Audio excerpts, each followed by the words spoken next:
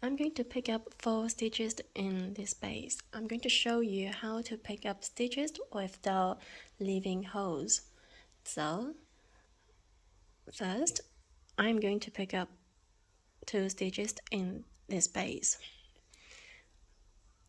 So basically, I'm going to pick up more stitches than what I need and work them together. So instead of picking a stitch right now, I pass my needle also through another nearby stitch and do a knit together. Well, I have to hold my yarn better. So I'm doing a knit 2 together. This is 1 stitch. And now I have to pick up another stitch. Just like before, I'm going to pass the needle through 2 holes to pick up a single stitch.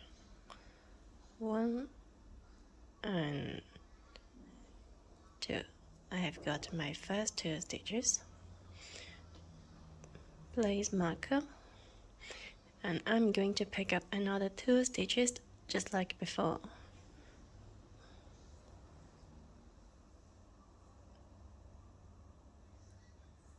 One and 2.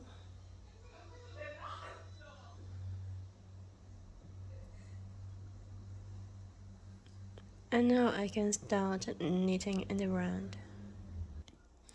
So this should be my first stitch. Instead of knitting it directly, pick up something from the space between the 2 and knit 1.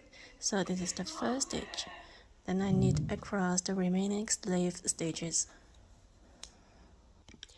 When you are near to the end of the stitches, instead of working the last stitch this way, I'm going to pick up something from the space between the stitch and the first picked up stitch. So I am going to pick up maybe this strand of yarn and work them both together. So this is the first stitch.